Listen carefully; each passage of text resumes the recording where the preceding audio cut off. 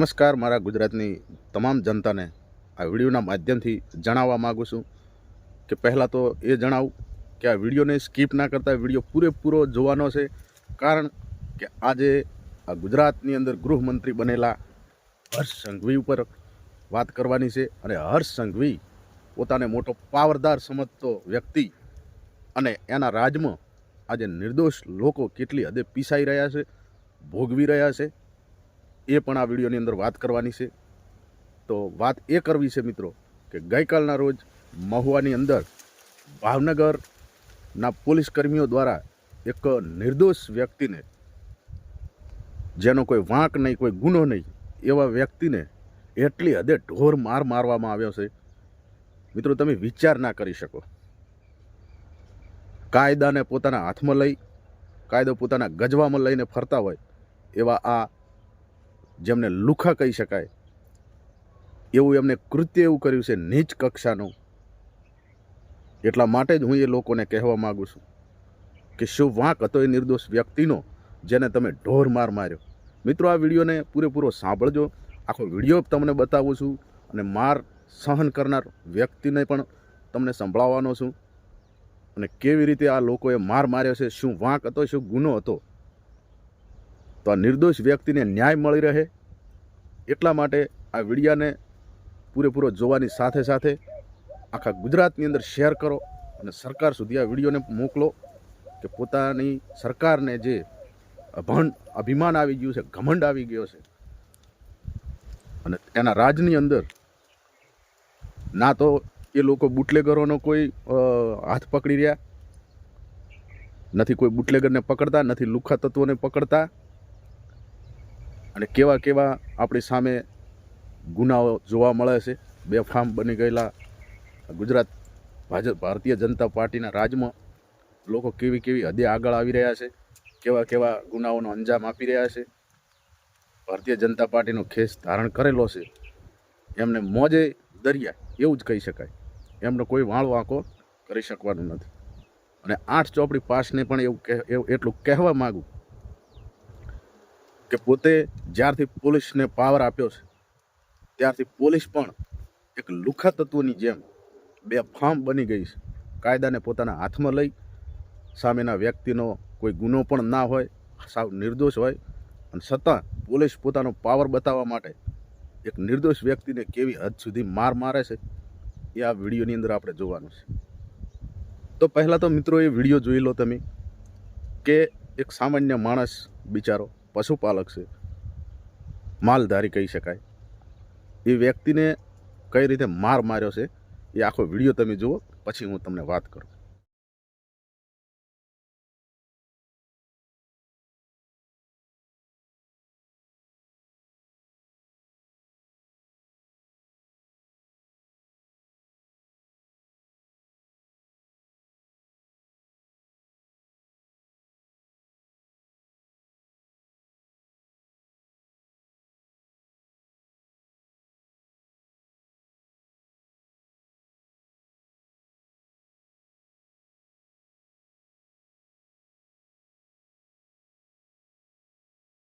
મિત્રો, જે માલધારી ભાઈને 4-5 જે પોલીસ કર્મીઓ દ્વારા, ભાવનગરના એમાં પીઆઈ પણ હોઈ શકે, ઘણા બધા એસપી પણ છે એવું કહી રહ્યા છે, જાણવા મળી રહ્યું છે.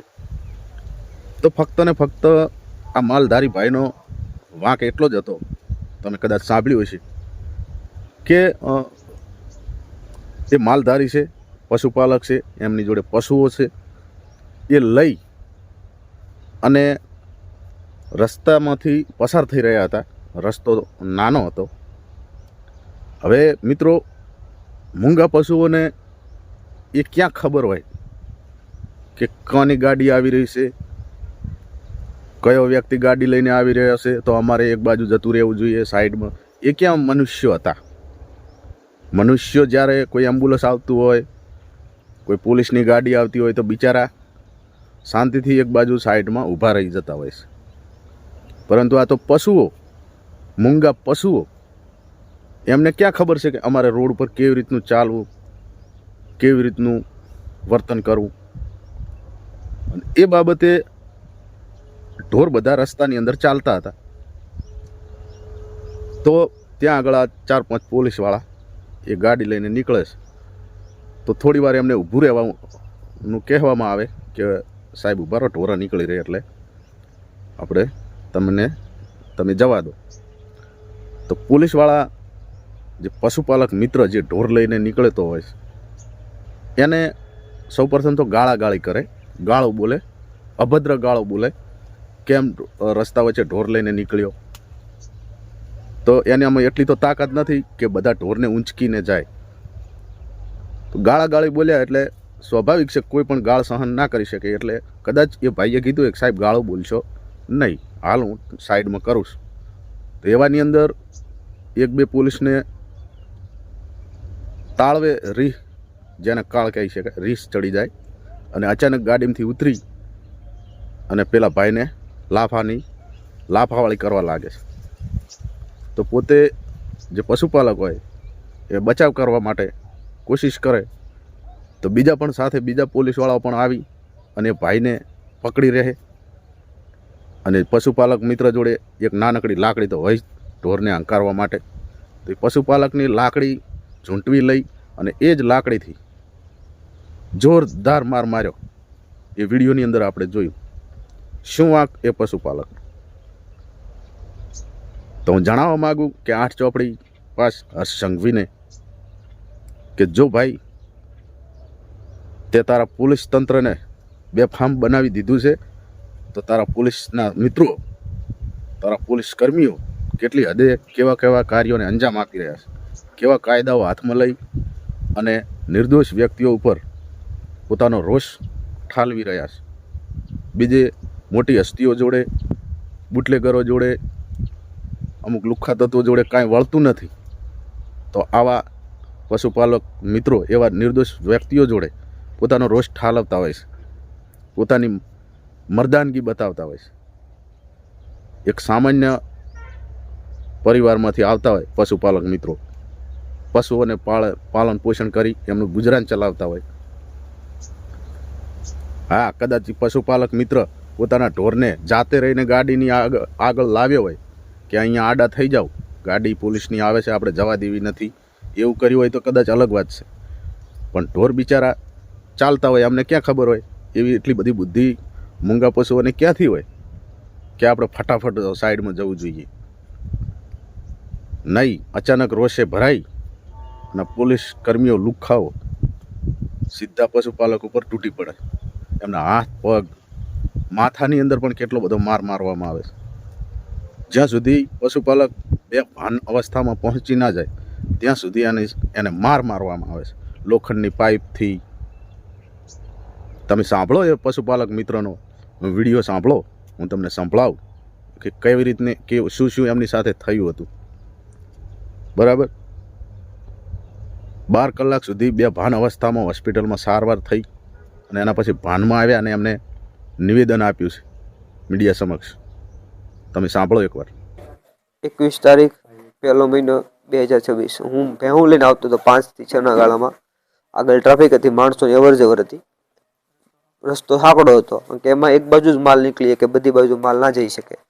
સાહેબે પીએસએ સાહેબ બધા પાછળ એને કીધું કે ભાઈ એક બાજુ તારે. મેં કીધું સાહેબ રસ્તો આગળ સારો આવે ને એટલે તારવી દો, એટલે 2 ગાડી નીકળી જાય. તો એ ગાડીમાંથી ઉતર્યા ને સીધી ગાડી મીડા બોલવા અને જેમ મન ફાવે એમ ગાડી બોલવા મીડા સીધા મારી પાસે મોટો કાટલો પકડ્યો અને ટીકા પાટા જેવું શરૂ કર્યું. એમાં કાંઈક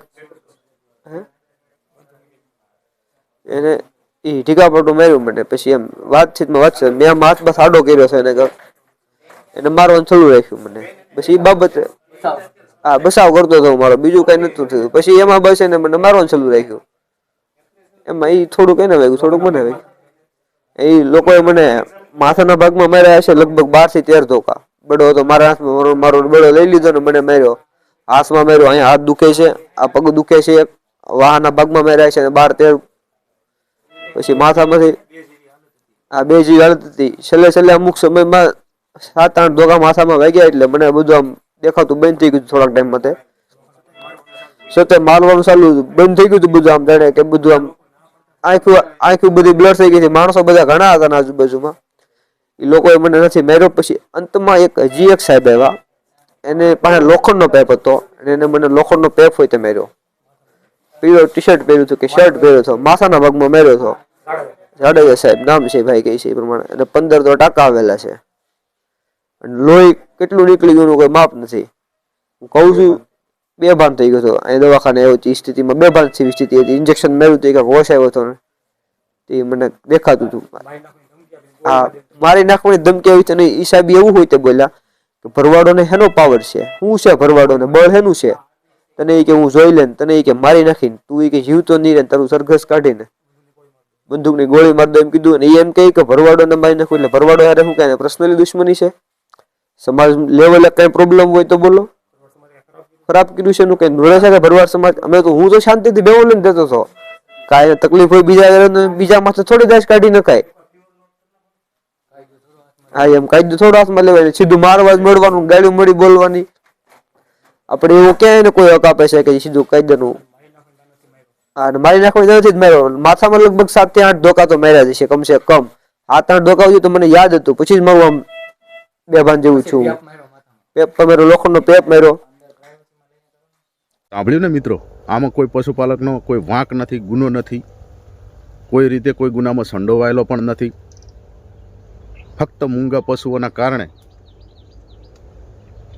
પોલીસના બેફામ બનેલા કર્મીઓ આજે આ ભારતીય ભ્રષ્ટાચારી ભારતીય જનતા પાર્ટીના રાજમાં કેટલા બેફામ બની ગયા છે. કોની મહેરબાની?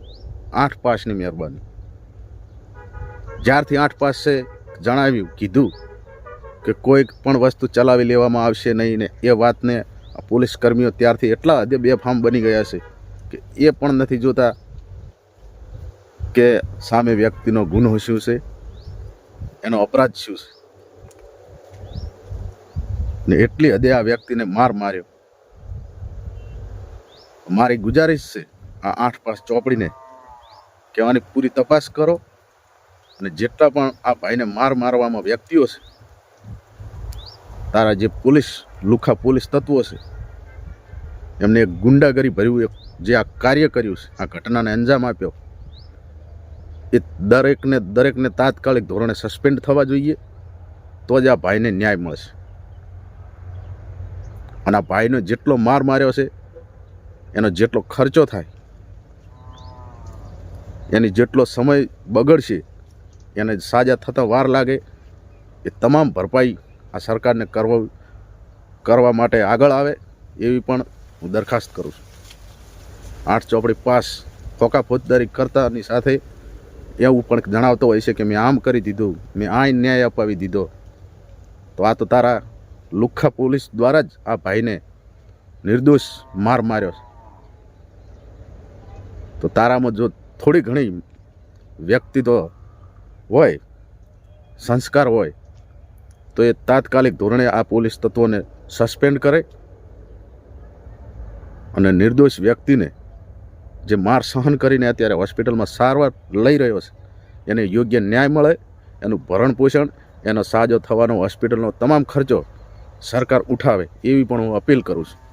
તો મિત્રો, આ વિડીયોને એટલી હદે શેર કરો કે 8 પાસને ખબર પડે કે તારા રાજમાં આ તારા પોલીસ મિત્રો, પોલીસ કર્મીઓ કેટલી હદ સુધી પહોંચી ચૂક્યા છે, કેટલા બેફામ બની ગયા છે, એ 8 પાસને ખબર પડવી જોઈએ. આ વિડીયોને રોકાવા ના દેતા દરેક જગ્યાએ શેર કરો, દરેક પ્લેટફોર્મ ઉપર શેર કરો. વધારે વાત નહીં કરતા, જલ્દીથી જલ્દી આ ભાઈને ન્યાય મળે એવી અપેક્ષા. રજા માગું. મળે નવા વિડીયોમાં. જય માતાજી, જય દ્વારકાધીશ.